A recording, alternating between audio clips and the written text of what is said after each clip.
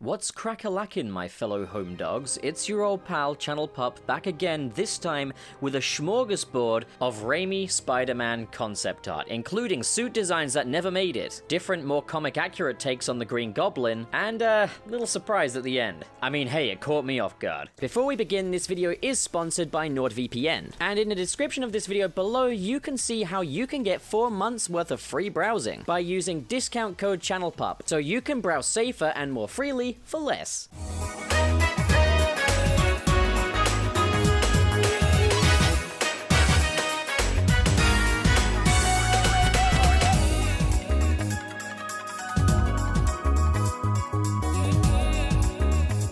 So if you're just here for the art, by all means turn the sound off. You don't want to hear my rambling voice, but otherwise I will be your tour guide through this art gallery of Raimi Spidey goodness. Starting off, we have this really nice piece of concept art of what Spider-Man's costume could have looked like, and ooh, those rippling abs for starters. Eesh. Now, one thing you can definitely see is you can see his eyes through his mask, and I hate that from a design standpoint, but from a dramatic standpoint, I can understand it. I guess if you wanted to have Spidey express himself through the suit, and you weren't at the stage in cinema where mechanical lenses were really something people would roll with, this wasn't a bad way of doing it. But I definitely prefer what they went for in the end, because being able to see Spidey's eyes through that mask would have, A, really kind of detracted from the whole secret identity thing, and as well as that, just, it doesn't have the same impact, you know? I like those big white eyes that Spidey has. We've also got this spider that's really just hugging his chest. That works, kind of reminds me a little bit of Iron Spider from Infinity War, but one design element I really like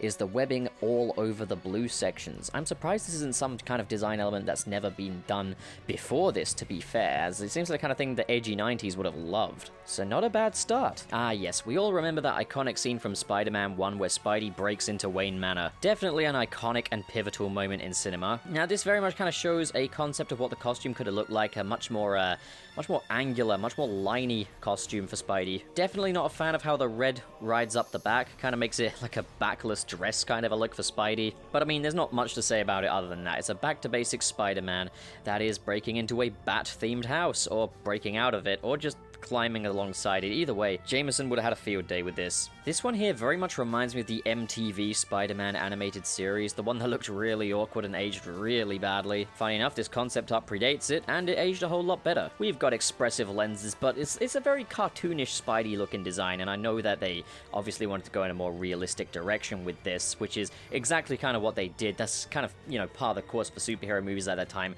I can't imagine necessarily how a studio would really look at a piece of artwork like this and be like, that's not very grounded, not very gritty right there, you know? But obviously it could be a bit more cinematography related, kind of give people an idea of the kind of overall look the film would have, and this definitely sports a much more sort of a dark, sort of a noir look for New York City than the golden hour look of the actual Raimi trilogy. This has more of kind of an amazing Spider-Man kind of a look to it. And for a change, I don't mean that in a bad way, this looks pretty good. Right, so on this one here, I'm gonna give credit where credit's due. They were always clearly showing a great deal of respect to the classic Spider-Man costume. His trademark red and blue color scheme is all here, as well as some fierce looking white eyes and a big red spider on the back. However, this design is just a bit strange in my opinion. Now, I think that is partially down to the muscle shading on it, making this Spider-Man costume look pretty much like it's painted on. Never been a big fan of how muscles can be kind of accentuated in illustration. And I know there's a reason for this, is it's often inspired by Greek gods and Greek statues and Greek idols, but am I the only person that just felt this looked kind of awkward? The webs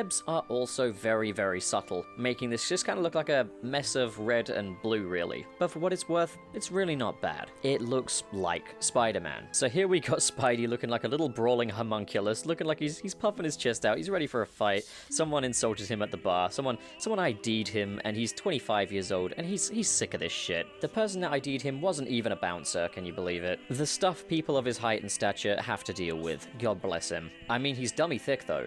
He's got assets for days, if you know what I'm talking about. And that spider on the back of his chest, that's pretty much what they went with in the end. And as I said about the last design, it looks like Spider-Man. The chest is a little messy. Again, not a big fan of the oiled up muscle look, but hey. Now this I like. This looks like it'd be the kind of cover you'd get on like a Spider-Man horror story. Reminds me of the box art of that DVD I reviewed recently, Spider-Man Once Upon a Time, The Superheroes. Dark lit Spider-Man where you can't see any blue on him and he's just in the shadows. Always makes for a very creepy looking image, especially when his eyes are mostly blacked out. I do dig. So presumably this is more of a cinematography shot again of sort of the end fight between the Green Goblin and Spider-Man, because he definitely appears to be on the Brooklyn Bridge, and it's covered in web, and it's just like, whoa, this was going to be impressive, pure, dark, gritty Kino right here. Obviously, we've got Spidey on the attack, Toby's on the go, he's gonna take down Willem Dafoe, and it's gonna make all of our childhoods. So here we have some concepts of some different Spider-Man logos, not really very much to say about them. They're a bit more comic booky than what we got in the end,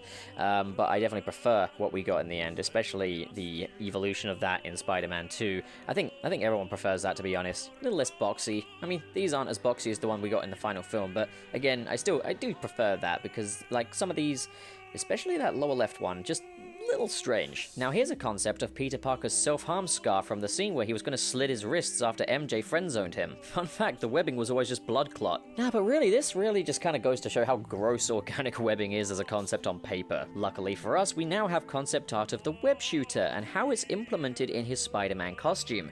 Obviously this didn't go anywhere though, as he didn't have web shooters in the film. But I like that you can kind of see a little canister of fluid there, and it's got kind of a little clear screen in front of it. That I dig. Here we have a much heavier, more sort of steampunk looking version of it as well, with 2 triggers on the palms, which goes to show that he couldn't just trigger his webs by just pressing one finger down. He needs both of them.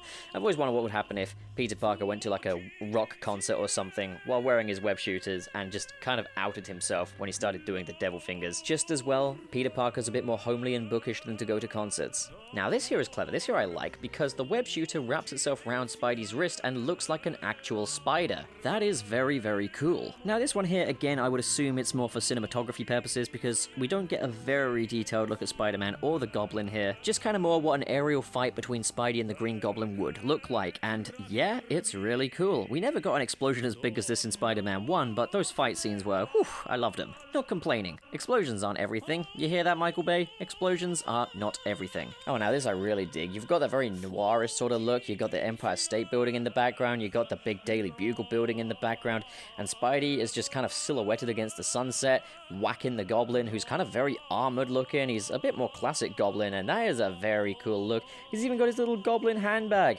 Hey, Norman, that's a cute handbag. Did your husband give it to you? So obviously here you can see Norman is sick of Spidey's shit, and he's headed off. He's headed off to the nearest gargoyle with his cute little Prada handbag in hand, showing a little more of this Goblin design, and I really dig this. It definitely reintroduces the purple in a very layered way. He's got the scales on him. I think this is very much the Goblin that people wanted to see. So here we have the Goblin flying home at the event of the expansion of the sun, ready to hold his loved ones tight and bid them farewell. What, you don't remember that scene from the movie? Well, you obviously weren't paying enough attention then. Again, a very scaly look, a bit more comic book accurate. This is a really good look. I would love to see maybe Marvel Studios pick this back up for a future Spider-Man film, but don't introduce the Goblin too soon. I mean, that said, with 3 films in, maybe this is the right time. Who knows? For a closer look, you can see really just what a nasty scowl he's got on his face, and how, like, you know, it's very layered on the arms as well. But this here is much closer to how Willem Dafoe's Green Goblin ended up looking in the actual film. All green, like, I mean, it's a misconception that there's no purple on his suit. There is purple, it's in chameleon paint, so it only shows up in certain lights, but here is, you know, it's much more armored looking. The thing is, people complain about the Green Goblin suit looking like a Power Ranger, but is it really that much different from the Christopher Nolan Batsuit? Like, how's that for a double standard? And he's definitely got kind of a Tron Legacy vibe going on with his glider, so I'm glad they changed that, but overall, this is very much the design we ended up with. And here we have another look at a more sort of a metallic sort of Green Goblin mask. He even comes with a carry handle on his back, so Spider-Man can carry him all the way to the police. There's definitely more of a layered hood going on with this one, even though it's made of metal, but it can also pop open, revealing Willem Dafoe underneath. Now, how cool is that? The way it opens is very similar to Iron Man's helmet as well, but this predates Iron Man by a good long time, I guess. And here we have a front and side look, once again with a much more layered sort of a look to the hood section. Nice big Goblin ears, but a very, very tiny nose going on there. Right, this one here looks like something straight out of a Chinese New Year parade. This looks like the kind of guy that would be the villain of a Chinese New Year parade, in the way that the mask is very layered looking. He looks like a devilish bastard. Looks like the kind of guy that would be climbing around gargoyles at night. You seedy bastard. Now, this is the kind of outfit for the Green Goblin where I don't think the military would suspect so much that something was up with him, because it looks much more like a practical sort of a military grade suit, as opposed to looking like a straight up supervillain. Now, obviously that nasty cackling face beneath it says otherwise, but like, this here, I could actually believe, yeah, you're working on a government project, buddy. You're not totally in it for your own reasons. He's on a disc this time, though. Can you imagine that? Like, Norman Osborn Pro Skater 2? And he's giving out oranges, because don't forget to eat your vitamin C, kiddos. And in this one here, you can see that Willem Dafoe's Green Goblin is sort of imitating the Joaquin Phoenix Joker dance, where he's sort of just contorting his body, and he looks like he's playing an invisible drum kit. And here's another look at this concept, this time with a proper little glider, kind of a little bit of a Halo Tron Legacy kind of a vibe to it. And his ears kind of look like kind of a device going on. Maybe those things pick up the Wi-Fi, I don't know, they didn't have Wi-Fi back then, they still had dial-up, but they look like the antennas you see on some Wi-Fi routers. I mean, screw it, I can dig it. Now this one is just plain now creepy. Like, again, it kind of goes for more of a military vibe until you get to the helmet, which, again, still a little more military than what we ended up with. But a lot of Norman Osborn's